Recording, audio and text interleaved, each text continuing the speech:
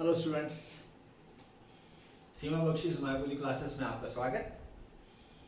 दोस्तों, आज हम 10th स्टैंडर्ड कंपोजिट हिंदी का 5वां जो पार्ट है वो अपन देखने जा रहे हैं, जिसके बारे में आज थोड़ा डिटेलिंग मैं करने वाला हूँ। ये बहुत ही सुंदर ये पार्ट है। महादेवी वर्मा जो कि ज्ञानपीठ पुरस्कार विजेती है और बहुत बड़ी लेखिका है हिंदुस्तान की, उनका ये पाठ है, उनका ये लेखिका है।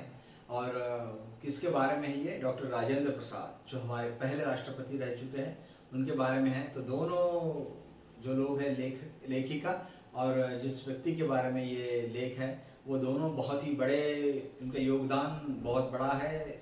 मतलब महादेवी वर्मा जी का साहित्य में और हमारे देश के विकास के लिए राजेंद्र प्रसाद जी का योगदान ये बहुत बहुत बड़ा रहा है। आज दोनों के बारे में हम लोग थोड़ा जान लेते हैं। अनोखे राष्ट्रपति, ये हमारा ये लेसन है और ये लेसन नंबर 5 है। ठीक है, ओके। तो दोस्तों, पहले तो ऐसा है कि महादेवी वर्मा जो लेखिका है, उनका परिचय ऐसा है कि वो 1907 में फर्रुखाबाद उत्तर प्रदेश में पैदाइश है उनकी, और 1987 में इलाहाबाद में उत्तर प्रदेश में ही उनका देहांत हुआ है। महादेवी वर्मा जी बहुत ही प्रतिभावान साहित्यकार रहे। आप छायावाद के 4 प्रमुख स्तंभों में से एक मानी जाती है। आपकी रचनाएं समाज के प्रत्येक वर्ग को प्रभावित और प्रेरित करती है। आपको आधुनिक मीरा और हिंदी के विशाल मंदिर की सरस्वती कहा जाता है। देखिए कितना सुंदर है। आपको आधुनिक मीरा और हिंदी के विशाल मंदिर की सरस्वती कहा जाता है। बाप रे, कितना बड़ा स्थान है उनका। देखिए इनकी प्रमुख कृतियां कौन सी है? निहार, रश्मि, सांध्य गीत, ये कविता संग्रह है। संकल्पिता, पथ का साथी, मेरा परिवार, अतीत के चलचित्र, बहुत बहुत बड़ा योगदान है इनका साहित्य के क्षेत्र में। और ये जो गद्य है, मतलब ये जो पाठ है हमारी, इसके बारे में आपको थोड़ी जानकारी दे दूं कि महादेवी जी द्वारा लिखित प्रस्तुत संस्मरण भारत के प्रथम राष्ट्रपति डॉक्टर राजेंद्र प्रसाद के बारे में है। इस पाठ में डॉक्टर राजेंद्र प्रसाद जी की सादगी, सरलता, सहज स्वभाव के बारे में प्रकाश डाला गया है। या लेखिका ने स्पष्ट किया है कि भारत के महामहिम पद पर पहुंचकर भी डॉक्टर राजेंद्र प्रसाद में अहम लेश मात्र भी नहीं था। ये बहुत ही उन एक्सेप्शनल लोगों में से है जिनमें कोई अहम नहीं था, कोई अहंकार नहीं था। ऐसे बहुत कम लोग हैं। तो राजेंद्र प्रसाद उन्हीं में से एक थे कि वो सचमुच बहुत बड़े व्यक्ति थे, बहुत बड़े राजनेता थे, सब कुछ ही बहुत बड़ा था उनका। चलिए उनके बारे में आज जानते हैं। अनोखा राष्ट्रपति, अनोखे राष्ट्रपति। ठीक है, महादेवी वर्मा जी ने ये बहुत ही सुंदर ढंग से लिखा है। और जो भी डिफिकल्ट वर्ड आएंगे वो मैं आपको एक्सप्लेन कर ही दूंगा, जरूरत पड़ी तो उसे लिख भी दूंगा वहाँ पर। ठीक है, चलिए। राजेंद्र बाबू को मैंने पहले एक सर्वथा गद्यात्मक वातावरण में ही देखा था, परंतु उस गद्य के कितने भावात्मक क्षणों की अटूट माला गूंथी है, ये बताना कठिन है। मतलब उन्होंने कहा है गद्यात्मक वातावरण में देखा था, मतलब मैंने कुछ बहुत भावनापूर्ण वातावरण में नहीं देखा था। बहुत सीधे साधे वातावरण में मैंने महादेवी वर्मा जी कहती है कि राष्ट्रपति से मैं मतलब राजेंद्र प्रसाद से मिली थी, और कहाँ मिली, क्या मिली, ये अभी आगे वो बता रही है अपने। लेकिन उनका कहना है कि उस वो जो प्रसंग था जब मैं उनसे मिली हूँ, तो उसके बाद से आज तक ऐसा लगता है कि क्या बात है। मतलब उसके बाद से कितने सारे क्षण, कितने सारे उसमें क्या बोलेंगे कि इतने सारी घटनाएं उसके बाद में राजेंद्र प्रसाद जी और महादेवी वर्मा जी के साथ में हो गई है कि वो कहती है कि अटूट माला उसकी बंध गई है। ठीक है, वो कहती है मैं प्रयाग में बीए की विद्यार्थी थी और शीतावकाश में घर भागलपुर जा रही थी। शीतावकाश का मतलब शीत अवकाश, मतलब जब ठंड पड़ती है तो उस वक्त क्या कहीं पर क्या हो जाता है कि अवकाश मिलता है। तो शीतावकाश में कॉलेज में उनको जो अवकाश मिली थी, इसलिए वो घर जा रही थी, वो भागलपुर जा रही थी। ठीक है, कहाँ पढ़ रही थी वो? प्रयाग में। ये ध्यान में रखने वाली बात है। महादेवी वर्मा जी प्रयाग में बीए पढ़ रही थी और शीतावकाश में भागलपुर अपने घर जा रही थी। पटना में भाई के मिलने की बात थी, तो पटना स्टेशन पर उनका भाई उनको मिलने आया हुआ था। अंत स्टेशन पर ही प्रतीक्षा के कुछ घंटे व्यतीत करने पड़े, इसलिए वो स्टेशन पर ही अब कुछ देर के लिए बैठी थी। स्टेशन के एक और 3 पैरों वाली बेंच पर, एक 3 पैरों वाली बेंच थी, एक देहातियों की वेशभूषा में कुछ नागरिकों द्वारा घिरे सज्जन जो विराजमान थे, वहां पर एक व्यक्ति बैठा था, 3 पहिए वाली कुर्सी पर, उसके आजू बाजू में कुछ लोग थे। इनकी तरफ महादेवी वर्मा ने देखा, उनकी ओर मेरी विहंगम दृष्टि जाकर लौट आई। विहंगम दृष्टि मतलब ऐसी कि बस ऐसा ही देखा और वापस आ गया। मतलब उनकी तरफ देख के मतलब ऐसा नहीं रहा कि वो देखती ही रह गई उस व्यक्ति को, नहीं, बिल्कुल नहीं। वो बस देखा, सरासरी नजर से देखा, और विहंगम दृष्टि का मतलब बस एक क्षण के लिए देखा और बाहर आ गए। ठीक है। वास्तव में भाई से यह जानने के उपरांत फिर उनका भाई आया और भाई ने बताया, उपरांत का मतलब उसके बाद में, कि उक्त सज्जन राजेंद्र बाबू है, मुझे अभिवादन का ध्यान आया। उसके बाद में महादेवी वर्मा कहती है कि जब मुझे ये पता चला, भाई ने बताया कि ये तो डॉक्टर राजेंद्र प्रसाद है, तब फिर मुझे उनको नमस्कार करने का ध्यान आया, नहीं तो वरना अदरवाइज मैं उनकी तरफ ऐसी देख रही थी जैसे ये आदमी कुछ है ही नहीं। पहली दृष्टि में ही जो आकृति स्मृति में अंकित हो गई थी, उसमें इतने वर्षों में न कोई रेखा जोड़ी है, न कोई नया रंग भरा। उनका कहना है कि ये मेरी पहली मुलाकात थी राजेंद्र प्रसाद जी से। उसके बाद में मैं कई बार मिली हूँ, लेकिन राजेंद्र प्रसाद जी में इतने सालों में कोई भी चेंज नहीं हुआ है। वो व्यक्ति जैसी उस वक्त थी, बस आज भी वैसे, इतने कई सालों के बाद भी वैसे ही है, उसमें कोई चेंज नहीं आया है। सत्य में से जैसे कुछ घटाना या जोड़ना संभव नहीं रहता, वैसे सच्चे व्यक्तित्व में भी कुछ जोड़ना घटाना संभव नहीं। उनका कहना यह है कि कोई चीज़ अगर सत्य है, उस सत्य में कोई आप एडिशन नहीं कर सकते, कोई जोड़ नहीं सकते, उसमें से कुछ निकाल नहीं सकते। तो लेकिन कुछ ऐसे व्यक्तित्व है जो सच्चे व्यक्ति है, जैसे राजेंद्र बाबू है, उनको उनके व्यक्तित्व में कुछ जोड़ना निकालना कुछ पॉसिबल नहीं है। वो बस जैसे है वैसे ही है। काले घने, देखिए, काले घने पर छोटे कटे हुए बाल, काले काले बाल थे, घने थे लेकिन कटे हुए थे। चौड़ा मुख, चौड़ा माथा, घनी भ्रुकुटियों के नीचे बड़ी आंखें। भ्रुकुटियां का मतलब दस्ते, ठीक है, इसको भ्रुकुटियां कहते, भवें। मुख के अनुपात में कुछ भारी नाक, बहुत सुंदर वर्णन है। कुछ गोलाइयां लिए चौड़ी ठुड्डी, चिन जिसको हम इंग्लिश में बोलते हैं। कुछ मोटे पर सुडौल ओठ, श्यामल झाई देता हुआ गेहुआ वर्ण। उनका कलर के बारे में कहा गया। बड़ी बड़ी ग्रामीणों जैसे मूछे, जो ऊपर के ओठ को ही नहीं ढक लेती थी, नीचे के ओठ पर भी रोबिल वातावरण डाले हुए थे। इतनी बड़ी मूछे थी उनकी कि ऊपर के ओठ तो ढक ही गए थे, थोड़े थोड़े नीचे के ओठ भी ढक गए थे। हाथ पैर शरीर सबसे लंबाई की ऐसी विशेषताएं थी जो दृष्टि को अनायास ही आकर्षित कर लेती थी। मतलब वो व्यक्ति ऐसा था कि आप उनकी तरफ देखना ही पड़ता था आपको, ऐसे अलग किस्म के आदमी थे। उनकी वेशभूषा की ग्रामीणता को और भी दृष्टि उलझा देती थी। उनकी तरफ देखकर वो ग्रामीण जो लोग थे, खेड़े पाड़े में से आए हुए लोग हैं, उनकी तरह उनकी वेशभूषा थी। खादी की मोटी धोती ऐसा फेटा देकर बांधी गई थी कि एक और दाहिने पैर पर घुटना छूती थी। मतलब इस तरह से धोती पहनी थी उन्होंने कि उनका एक दाहिने पांव पर जो है धोती जो इतनी ऊपर आ गई थी कि घुटने तक आ गई थी। इतने सिंपल थे, देखिए। और दूसरी बाएं ओर की पिंडली, पिंडली का मतलब है जो शिन जिसको हम बोलते हैं, वो वहां तक आ गई थी। मतलब नीचे तक धोती थी ऐसा नहीं है उनका, बिल्कुल खेड़े के लोग जैसे रहते वैसे। मोटे खुरदुरे काले बंद गले के कोट में ऊपर का भाग बटन टूटने के कारण खुला हुआ था। अब देखिए, इतना बड़ा व्यक्ति रहता है, जितना बड़ा होता है उतना सादगी रहती है। जो कोट पहना था उसका ऊपर का बटन टूटा था, इसलिए वो जरा खुल गया था। घुटने के नीचे का बटनों से बंद था, लेकिन वो जो कोट था वो घुटनों के नीचे बंद था। सर्दी के दिनों के कारण पैरों में मोटे जूते तो थे।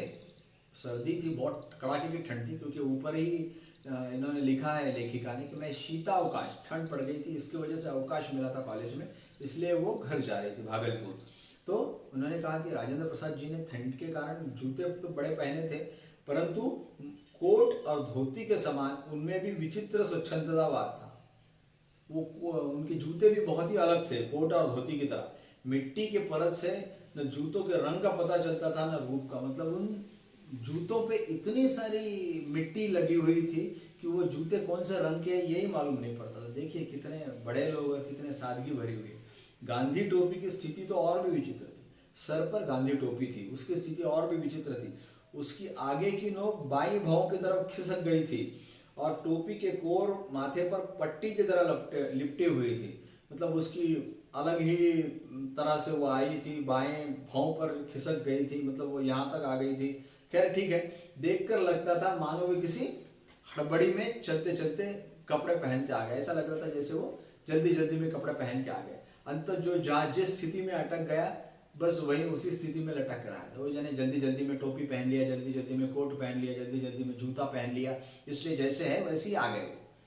मतलब ये बस बताने का उनका जरिया कारण यह है कि उनकी सादगी बताना है, जैसे है वैसे ही है वो। कैसे कोट थे वो ध्यान में रखिए आप, जूते कैसे थे उस पर बहुत सारी मिट्टी थी, गले का कोट जो था ऊपर का बटन टूट गया था उसका, ये थोड़ा डिटेलिंग आपको ध्यान में रखना पड़ेगा। उनकी मुखाकृति देखकर अनुभव होता था मानो इन्हें पहले कहीं देखा है। इनको देखने के बाद ऐसा लगता था कि जैसे इनको पहले कहीं देखा है। एक्चुअली क्या है कि न्यूज़पेपर में वगैरह तो उनके फोटो छपते ही रहते थे। अनेक व्यक्तियों ने भी उन्हें प्रथम बार देखकर ऐसा ही अनुभव किया। जो भी व्यक्ति उनको पहली बार देखता था ऐसा लगता था कि जैसे इस व्यक्ति से पहले मिल चुके हैं। बहुत सोचने के उपरांत ही इस प्रकार की अनुभूति का कारण मैं नहीं समझ सकी। मतलब उनको समझ में नहीं आया कि बाकी लोग ऐसा क्यों समझते हैं कि एक बार मिला, या राजेंद्र प्रसाद जी से पहली बार जो मिलता था ऐसा लगता था जैसे आदमी से मिल चुके हैं, इस तरह से घुल मिल जाते थे वो। राजेंद्र बाबू की मुखाकृति ही नहीं, उनके शरीर के संपूर्ण गठन में एक सामान्य भारतीय जन की आकृति और गठन की छाया थी। अंत उन्हें देखने वाले को कोई ना कोई आकृति या व्यक्ति का स्मरण हो जाता था और वह अनुभव करने लगता था कि इस प्रकार के व्यक्ति को पहले भी कहीं देखा है। ठीक है, क्योंकि उनकी जो शरीर था वो एक सामान्य व्यक्ति की तरह रहते थे भारत के, इसलिए आपको ऐसा लगता है उनको देखने के बाद कि इसको यार कहीं ना कहीं तो मैंने देखा ही है। आकृति तथा वेशभूषा के समान ही वे अपने स्वभाव और रहन सहन में सामान्य भारतीय या भारतीय कृषक का ही प्रतिनिधित्व करते थे। मतलब आकृति के समान, मतलब वो अपनी वेशभूषा जो रहती थी उसमें भी वो, मतलब दिखने में तो वैसे थे ही, लेकिन कपड़े जो रहते थे, उनकी वेशभूषा जो रहती थी उसमें भी वो एक कृषि प्रधान भारत जो है हमारा, उसमें एक जो खेती करने वाला जो शेतकरी है, जो खेती करने वाले जो व्यक्ति है हमारे, तो वो उनके ही जैसे वो दिखते थे, जिसको हम क्या कहेंगे कि सभी, मतलब पूरे ग्रामीण भारत की छवि आपको उनमें नजर आ सकती थी। वही उनकी सामान्यता को गरिमा प्रदान करती थी, उसी से उनकी छवि को सम्मान मिलता था। व्यापकता ही सामान्यता की शपथ है, परंतु व्यापकता संवेदना की गहराई में स्थिति बनाए रखती है। मतलब इस तरह की जो, मतलब उनकी जो छवि थी वो सर्वसमावेशक थी, वो बिल्कुल भारत के छोटे से छोटे खेती करने वाले व्यक्ति के जैसे वो दिखते थे। उनका कहना ये था कि अगर उनके जैसे आप दिखते हो तो बस मतलब सब कुछ उनमें समा जाता था। मतलब छोटे से छोटे व्यक्ति से लेके बड़े व्यक्ति तक ऐसा लगता था कि पूरा भारत सर्वसमावेशक है। लेकिन लेखिका कहती है कि व्यापकता सामान्यता की शपथ है, लेकिन व्यापकता संवेदना की गहराई में स्थिति बनाए रखती है। लेकिन आप में अगर सर्व समावेशकता व्यापक आप है तो क्या होता है कि आपकी भावनाएं, आपके विचार जो है वो भी बहुत उन्नत रहना लेकिन बहुत जरूरी है। उनकी वेशभूषा की अस्त व्यस्तता के साथ उनके निजी सचिव और सहचर भाई चक्रधर जी का स्मरण भी अनायास हो जाता है। उनके जो सहचर थे, उनके सेक्रेटरी थे, उनके दोस्त थे, सब कुछ उनके थे, निजी सचिव थे।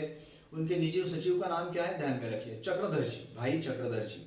उनका वो उनके साथ ही रहते थे, तो नेचुरली उनका भी ध्यान आ जाता है। जब मोजों में से 5 उंगलियां बाहर निकलने लगी तब जूतों के तले, पैर के तलवों पर गवाक्ष बनने लगते, तब धोती, कुर्ते, कोट आदि का खद्दर अपने मूल ताने बाने में बदलने लगता, तब चक्रधर इस पुरातन सज्जा को अपने लिए सहेज लेते।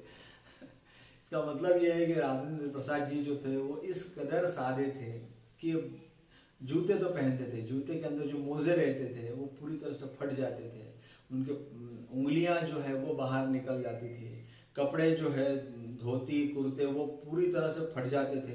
तब फिर वो उनके जो सेक्रेटरी थे, निजी सचिव थे, उनके सहचर चक्रधर जी, वो क्या करते थे, वो सब जो कपड़े हैं वो अपने लिए यूज करते थे, वो खुद यूज करते थे और इनके लिए दूसरे कपड़े देते थे। उन्होंने वर्षों तक इसी प्रकार राजेंद्र बाबू के पुराने परिधान से अपने आप को प्रसादित कर कृतज्ञता का अनुभव किया था। अब देखिए उनके निजी सचिव कितने बड़े कि राजेंद्र जी के इस तरह से जो इस तरह के जो कपड़े हैं जो फटे पुराने, वो उनके निजी सचिव यूज करते थे। ये कितनी बड़ी बात है। मैंने ऐसे गुरु शिष्य या स्वामी सेवक अब तक नहीं देखे, बराबर ऐसे सचिव कहाँ मिलने वाले हैं। राजेंद्र बाबू के निकट संपर्क में आने का अवसर मुझे 1937 में मिला, जब वे कांग्रेस के अध्यक्ष के रूप में महिला विद्यापीठ महाविद्यालय के भवन का शिलान्यास करने प्रयाग आए थे।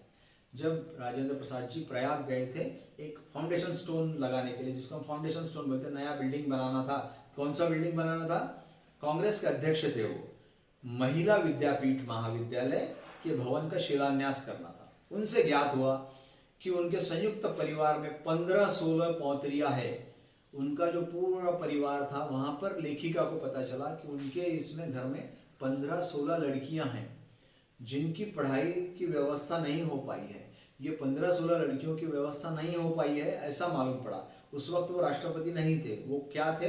वो कांग्रेस के अध्यक्ष थे। मैं यदि अपने छात्रावास में रखकर उन्हें विद्यापीठ की परीक्षाओं में बिठा सकूं तो उन्हें कुछ विद्या प्राप्त हो सकेगी। तो महादेवी वर्मा जी को वो बातों बातों में ये बात निकली। राजेंद्र प्रसाद जी ने बताया कि मेरे परिवार में 15-16 लड़कियां हैं जिनकी पढ़ाई की बराबर व्यवस्था नहीं हो रही है। अगर आपके छात्रावास में अगर लड़कियां हमारी रहती है तो उनके पढ़ने की व्यवस्था बराबर हो जाएगी। पहले एक लड़की आई, पहले बड़ी, फिर छोटी, फिर उनसे छोटी के क्रम में बालिकाएं मेरे संरक्षण में आ गई। मतलब एक एक करके बच्चे जो है वो इसके छात्रावास में, महादेवी वर्मा जी का जो छात्रावास था वहां पर, उसमें राजेंद्र प्रसाद जी ने अपनी बच्चियां भेज दी। वो इसलिए ताकि उनको बराबर ढंग से शिक्षण मिल सके। उन्हें देखने प्राय उनकी दादी और कभी कभी दादा भी प्रयाग आते रहे। तभी राजेंद्र बाबू की सहधर्मिणी के निकट संपर्क में आने का अवसर मिला। उस वक्त महादेवी वर्मा जी कहती है कि मुझे राजेंद्र प्रसाद जी की सहधर्मिणी मतलब उनकी मिसेस, उनकी वाइफ, उनके निकट संपर्क में आने का अवसर मिला। वे सच्चे अर्थ में धरती की पुत्री थी। देखिए, जितने सरल राजेंद्र प्रसाद जी थे उतना ही सरल वो थी। वे साध्वी, सरल, क्षमामयी, सबके प्रति ममतालु और असंख्य संबंधों की सूत्रधारिणी थी।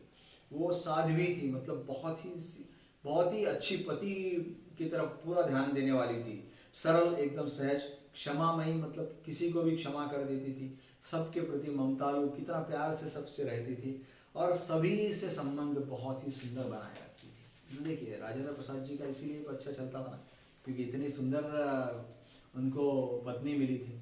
ससुराल में वे उन्होंने बालिका बधू के रूप में पदार्पण किया था। राजेंद्र प्रसाद जी का जो शादी हुई थी वो, उसमें उनकी पत्नी जो थी बहुत छोटी थी उम्र में। उसको संभ्रांत जमींदार परिवार की संभ्रांत के मतलब बहुत श्रीमंत जो लोग थे, बहुत अमीर लोग थे, वो अमीर जमींदार परिवार से थे। तो उनके परिवार में क्या होता था कि हमेशा लड़कियों को नीचे सर झुका के बैठना पड़ता था, तो उनको घंटों वैसे ही बैठना पड़ता था, तो उसकी आदत पड़ जाती थी। परिणाम था उनकी रीढ़ की हड्डी इस प्रकार झुक गई कि युवती होकर भी सीधी खड़ी नहीं हो पाती थी। तो इसलिए बेचारी पहले से आदत पड़ गई, तो इसलिए वो जब बड़ी भी हो गई उनकी राजेंद्र प्रसाद जी की पत्नी, तब भी उनकी रीढ़ की हड्डी झुकी हुई लगती थी, क्योंकि वो बहुत सालों तक झुकी रहती थी। बालिकाओं के संबंध में राजेंद्र बाबू का स्पष्ट निर्देश था। मतलब महादेवी वर्मा जी के छात्रावास में जो लड़कियां राजेंद्र प्रसाद जी ने भेजी थी, उनके संबंध में उनके निर्देश बहुत स्पष्ट थे कि वे सामान्य बालिकाओं के समान बहुत सादगी और संयम से रहें। उन्होंने महादेवी वर्मा जी को कहा था कि मेरी ये पुत्रियां जो है ये उतनी ही सिंपल तरीके से रहना चाहिए बाकी जैसे बाकी लोग रहते हैं। वे खादी के कपड़े पहनती थी, जिन्हें वे स्वयं ही धो लेती थी। अपने कपड़े वो लड़कियां स्वयं धोती थी। उनके साबुन, तेल आदि का व्यय भी बहुत सीमित था। व्यय का मतलब है खर्चा। साबुन तेल पर जो खर्चा होता था वो बहुत कम था। कमरे की सफाई, झाड़ पोंछ, गुरुजनों की सेवा आदि भी उनके अध्ययन के आवश्यक अंग थे। वो सब मतलब ऐसा कुछ नहीं कि ये कांग्रेस के प्रेसिडेंट की बेटी है तो बहुत कुछ उनको बहुत सहूलियतें मिल जाएगी, ऐसा नहीं। राजेंद्र प्रसाद जी का कहना था कि ये सब लड़कियां वैसी ही रहेगी बाकी छात्रावास में जैसे लड़कियां रहती थी। बहुत बहुत बड़े विचार थे। उस समय स्वतंत्रता संघर्ष के सैनिकों का गंतव्य जेल में ही रहता था। इस जो स्वतंत्र भारत की स्वतंत्रता के लिए जो प्रयत्न करते थे वो ज्यादा से ज्यादा लोग क्या जेल में ही रहते थे। राजेंद्र प्रसाद जी तो बस पूरी तरह से भारत को स्वतंत्र करने में जुड़ गए थे, इसलिए वो बहुत बार जेल में ही रहते थे। अंत प्राय किसी की पत्नी, किसी की बहन, किसी की बेटी विद्यापीठ के छात्रावास में आ उपस्थित होती थी। तो इनका जो महादेवी वर्मा जी का जो छात्रावास था उसमें ऐसे लोगों की पत्नियां, ऐसे लोगों की बेटियां, ऐसे लोगों की बहन बहुत आके रहती थी। देश स्वतंत्र होने के उपरांत उनमें से कुछ दिल्ली चली गई। इनके छात्रावास में जो लड़कियां रहती थी। स्वतंत्र होने के बाद देश कुछ दिल्ली चली गई, कुछ विशेष योग्यता प्राप्त करने के लिए अंग्रेजी विद्यालय में भर्ती हो गई, कुछ लड़कियां आगे दूसरे हायर एजुकेशन के लिए और आगे चली गई। केवल राजेंद्र बाबू अपवाद रहे। उनके भारत के प्रथम राष्ट्रपति हो जाने के उपरांत, वो पहले राष्ट्रपति हो जाने के बाद में मुझे स्वयं उनकी पौत्रियों के संबंध में चिंता हुई, क्योंकि वो उधर क्या बोलेंगे राष्ट्रपति हो गए थे और महादेवी वर्मा जी को अभी फिक्र हुई कि इनके पुत्रियों का क्या करते। उनका स्पष्ट उत्तर मिला, महादेवी बहन, दिल्ली मेरी नहीं है, राष्ट्रपति भवन मेरा नहीं है, अहंकार से मेरी पौत्रियों का दिमाग खराब न हो जाए, तुम केवल इसकी चिंता करो। वे जैसी रहती आई है उसी प्रकार रहेंगी, कर्तव्य विलास नहीं कर्मनिष्ठा है। देखिए कितना सुंदर है। राष्ट्रपति बनने के बाद भी उनकी पुत्रियां जो थी वो छात्रावास में ही रही। नहीं तो आज क्या राष्ट्रपति भवन कितना बड़ा है, भारत में सबसे बड़ा घर जिसको हम बोलते हैं, इतना बड़ा घर है। ये क्या बच्चियों के लिए जगह नहीं थी क्या वहाँ पर? लेकिन राजेंद्र प्रसाद जी का कहना था कि अगर उनको ये मालूम पड़े या फिर उनके दिमाग में ये बात चली जाए कि मैं तो राष्ट्रपति की बेटियां हूँ, तो क्या हो जाएगा, वो अच्छे तरीके से नहीं रहेगी, उन पर संस्कार बराबर नहीं होंगे। इसलिए उन्होंने कहा महादेवी वर्मा जी को कि आपके छात्रावास में ही उन्हें रखिए, उनके दिमाग में ये बात मत जाने दीजिए कि मैं राष्ट्रपति हूँ। उनके सहधर्मिणी में भी किसी प्रकार का परिवर्तन नहीं हुआ, पत्नी में भी कोई चेंज नहीं हुआ। जब राष्ट्रपति भवन में उनके कमरे में संलग्न रसोई घर बनाया गया तब वे दिल्ली गई और अंत तक स्वयं भोजन बनाकर सामान्य भारतीय गृहिणी के समान पति, परिवार और परिजनों को खिलाने के उपरांत स्वयं अन्न ग्रहण करती थी। राष्ट्रपति की पत्नी अभी भी वहां राष्ट्रपति भवन में जाने के बाद भी अपने सब लोगों के लिए खाना बनाती थी और उनका खाना होने के बाद ही खाना खाती थी। कितनी सादगी, इतनी बड़ी सादगी किसी राष्ट्रपति की पत्नी से अपेक्षित नहीं है। उस विशाल भवन में यदि अपने अद्भुत आतिथ्य की बात न कहूं तो कथा अधूरी रह जाएगी। महादेवी वर्मा जी का कहना है कि मेरा किस तरह से वहां पर आतिथ्य हुआ। मैं जब राष्ट्रपति भवन राजेंद्र प्रसाद जी के यहाँ गई थी तो अगर मैं वो ये नहीं बताऊंगी तो ये कथा तो अधूरी रह जाएगी। बालिकाओं की दादी ने मुझे दिल्ली आने का विशेष निमंत्रण तो दिया ही, साथ ही प्रयाग से सिरकी से बने 1 दर्जन सूप लाने को भी कहा।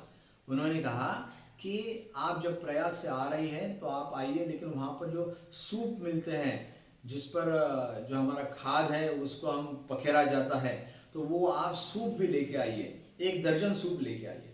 उन्होंने बार बार आग्रह किया कि मैं उनके लिए इतना कष्ट अवश्य उठाऊं, क्योंकि फटकने फचोरने के लिए सिरकी के सूप बहुत अच्छे होते हैं, पर उन्हें लाने वाला नहीं था। राष्ट्रपति भवन में ये सूप वूप कहाँ से मिलेगा? तो वहाँ पर तो एक्चुअली सब नौकर है, लेकिन ये इतनी सादगी थी कि उन्होंने महादेवी वर्मा जी को कहा कि अब आप राष्ट्रपति भवन में हम आपको आमंत्रित करते हैं, लेकिन आते वक्त प्रयाग से वो सूप आप जरूर लेके आइए। कौन से? सिरकी से बने। ठीक है। प्रथम श्रेणी के डब्बे में, फर्स्ट क्लास के डब्बे में महादेवी वर्मा जी बड़ी सुंदरता से कहती है कि प्रथम श्रेणी के डब्बे में मैं जब ट्रेन के बैठी और मेरे साथ में वो 12 सूप थे, तो सब लोग इतना विचित्र होकर मेरे तरफ देख रहे थे कि क्या बताएं। और उसमें भी सबसे बड़ी बात तब हुई कि जब मैं स्टेशन पे उतर गई तो राष्ट्रपति भवन से मुझे लेने के लिए जो कार आई उसमें भी वो सूप चढ़ाए गए। बहुत बड़ी। राष्ट्रपति भवन के हर द्वार पर सलाम ठोकने वाले सिपाहियों की आंखें विस्मय से खुली रह गई जब मैं वो सूप लेके जा रही थी। ऐसी भेंट लेकर कोई अतिथि कभी नहीं वहां पहुंचा था, न पहुंचेगा, पर भवन की तत्कालीन स्वामिनी ने मुझे अंक में भर लिया। मतलब राजेंद्र प्रसाद जी की जो पत्नी थी वो सामने आ गई और उन्होंने महादेवी वर्मा को अपने गले लगा लिया। राजेंद्र बाबू तथा सहधर्मिणी सप्ताह में 1 दिन अन्न नहीं ग्रहण करते थे। राष्ट्रपति अपनी पत्नी के साथ में 1 दिन अन्न नहीं खाते थे, उपवास करते थे। संयोग से मैं उनके उपवास के दिन ही पहुंची। महादेवी वर्मा जी कहती है कि मैं उसी दिन पहुंची। अंत उनकी यह जिज्ञासा स्वाभाविक थी कि मैं कैसा भोजन पसंद करूँगी। तो उन्होंने पूछा महादेवी वर्मा जी को कि हमारा तो आज उपवास है, तो आप क्या खाओगे? तो उपवास में अतिथेय का साथ देना ही उचित समय का, मैंने निरन्न भोजन की ही इच्छा प्रकट की। तो अब इन्होंने देखा कि अब ये जो होस्ट है हमारे, मतलब राजेंद्र बाबू और उनकी पत्नी अगर कुछ नहीं खा रहे तो मैं क्या खाऊंगी? उन्होंने कहा कि जो आप खाओगे मैं वही खाऊंगी। फलहार के साथ उत्तम खाद्य पदार्थों की कल्पना स्वाभाविक रहती है।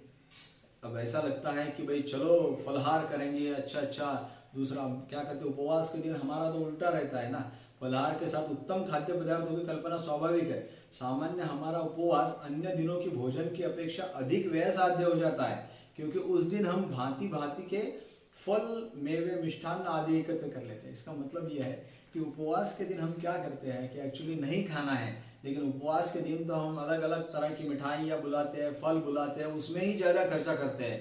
जो अन्य दिनों में हम खाना खाते हैं उससे भी ज़्यादा पैसा उस दिन हम खर्चा करते हैं। मुझे आज भी वह संध्या नहीं भूलती है, ये कहती है, मुझे आज भी वो शाम नहीं भूलती जब भारत के प्रथम राष्ट्रपति को मैंने सामान्य आसन पर बैठकर दिन भर के उपवास के उपरांत केवल कुछ उबले आलू खाकर पारायण करते हुए देखा। इतने सादे थे राजेंद्र प्रसाद कि दिन भर का काम होने के बाद में, उपवास करने के बाद में घर को आए, सामान्य आसन पे बैठे और उबले हुए आलू खा रहे थे और पारायण कर रहे थे। मुझे भी वही खाते देख उनकी दृष्टि में संतोष और ओठों पर बालकों जैसी सरल हंसी छलक उठी। जैसे उन्होंने भी देखा कि महादेवी वर्मा जी भी वही खा रही है तो उनको बहुत हंसी आई, बहुत अच्छा लगा। जीवन मूल्यों की परख करने वाली दृष्टि के कारण उन्हें देश रत्न की उपाधि मिली। बराबर, उनको भारत रत्न का राजेंद्र प्रसाद जी को उपाधि मिली है। मन की सरल स्वच्छता से उन्हें अजात शत्रु बना दिया। वो इतने सादे थे कि उनका अजात शत्रु का मतलब है उनका कोई शत्रु नहीं था। अनेक बार प्रश्न उठता है, क्या वह सांचा टूट गया जिसमें ऐसे कठिन लेकिन कोमल चरित्र ढलते थे? महादेवी वर्मा जी का कहना है कि राजेंद्र प्रसाद जी जिस सांचे में ढले हैं, क्या अभी वो सांचा भारत में है ही नहीं, क्योंकि ऐसे व्यक्ति तो अभी मिल ही नहीं सकते। सही बात है। ये महादेवी वर्मा जी ने जो आज का जो हमारा लेसन है, अनोखे राष्ट्रपति, बहुत ही सुंदर लेसन है दोस्तों, और आई होप कि आपको पूरी तरह से समझ में आया है। बहुत डिटेलिंग किया मैंने। जो लेसन में है वो तो पाठ में जो है वो तो मैंने आपको बताया, लेकिन जो पाठ में नहीं है ऐसी भी चीज़ें बताई राजेंद्र प्रसाद जी के बारे में। तो ये जो लेसन है ये बहुत सुंदर लेसन है। एक बार, दो बार, जितने भी बार आप चाहते हैं आप इसे देख सकते हैं। ये सीमा बख्शीश माय बोली क्लासेस का यूट्यूब चैनल है, और आपको कोई बात समझ में नहीं आए तो आप दोबारा इस वीडियो लेक्चर को मेरे देख सकते हैं, ठीक है। और इसके अगला जो सेशन रहेगा उसमें भी फिर मैं कंपोजिट हिंदी का जो नेक्स्ट लेसन है वो मैं आपको पढ़ाऊँ, ठीक है। Thank you very much.